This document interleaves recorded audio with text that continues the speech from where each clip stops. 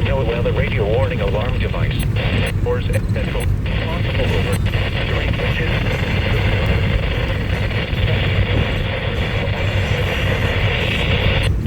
Conducted by the National Weather Service every Wednesday and Saturday between 10 a.m. and 12 noon.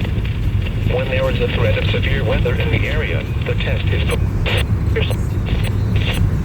the first good weather day. Reception of this broadcast and the alarm tone will vary from place to place.